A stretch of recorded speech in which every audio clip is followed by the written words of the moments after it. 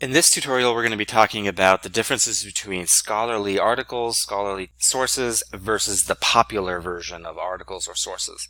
And there are two very different types of information.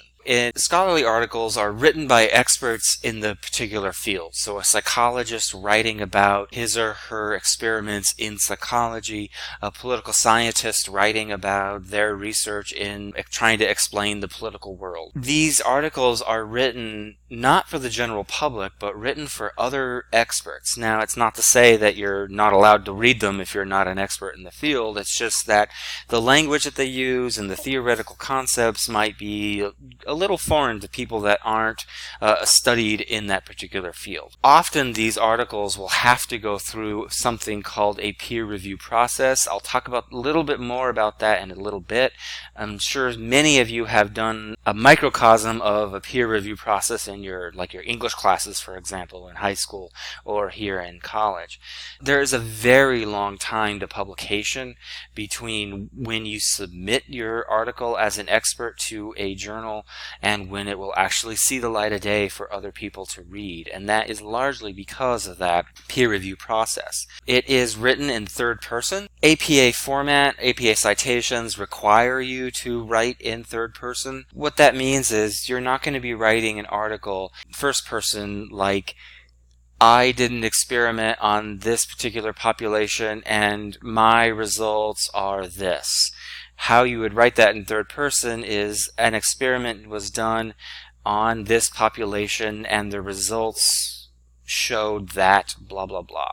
So you would never use the word I or my or me, for example. There are lots and lots of citations peppered throughout the whole text of the article. Those are called in-text citations.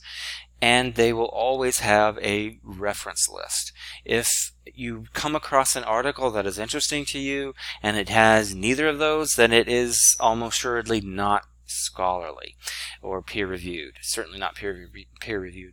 One of the things that I encounter as a librarian is that sometimes students get nervous about using other people's works. They don't want to get caught up with something called plagiarism. It's not plagiarism if you give credit to those people that gave you those words or even just the idea. Using lots of citations in your work actually gives you a lot of validity in your own argument. When you do a lot of citations, it tells your reader that you have done a lot of background information or literature review on this topic, so really you know what you're talking about. Also, it's a little archaic, but using citations is how scholars or experts in a narrowed field of study how they actually communicate with one another. We often visualize communication as, two people talking in a room or whatever, but although that is an accurate assessment of communication, by citing other scholars' work in a field, sometimes they argue with each other about their research topics, sometimes they bounce off of each other in order to contribute to the field of study. It is how scholars communicate, and sometimes it's kind of fascinating to see the back and forth between various scholars on a particular topic. There are a few images within a scholarly article.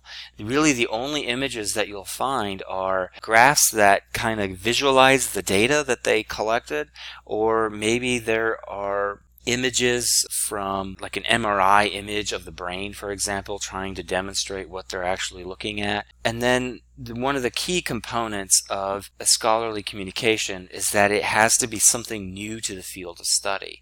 You can't just essentially reinvent the wheel and expect to get published. There's one exception to that, and that is a replication study. If I did a study and then a couple years from now you're like, you know what, I want to replicate that to see if it's really still accurate, that would be considered a replication study, and that you can get published, but in the article itself you would write that this is a replication study. Conversely, there are popular items. So these are items or articles that can be written by anybody. They are generally not peer-reviewed, although they might be editorially reviewed. So when it's editorially reviewed, it just means that an editor looked at it to make sure that it's legible, it's readable, and that it makes sense. The grammar is correct. Unlike scholarly items, popular items are written for the general public to consume. So pretty much anybody that can read should be able to understand what is being written about in that particular article. Examples of a popular source would be newspapers, magazines, or even things like modern things like BuzzFeed or Reddit. These are written for the general public. An example of the newspaper might be the New York Times or the Washington Post. These might be very credible sources of information, whereas things that are not credible or things like the National Enquirer, those tabloids in the grocery store. Many times these popular items try to sell you their magazine or their newspaper, or BuzzFeed tries to get you to click on it, maybe having some sort of incredible image of some sort. Unlike scholarly items, the popular items will have very glossy, fancy photos. Then they are very fast to publication. So I talked a little bit about scholarly being very slow to publication, whereas popular stuff is very, very fast. What happens today in the world or your community is going to be in tomorrow's newspaper or even tonight's news, depending on when the event happens. Because of that very fast turnaround time for popular sources, often in a newspaper or a magazine there'll be an error section, and they'll say in tomorrow's newspaper, sorry, we meant to say that Jane Doe was 45 years old and not 42, for example. There are errors in scholarly communication, and sometimes it's just a simple error that they misprinted something, and other times, sadly, it's people that make up data.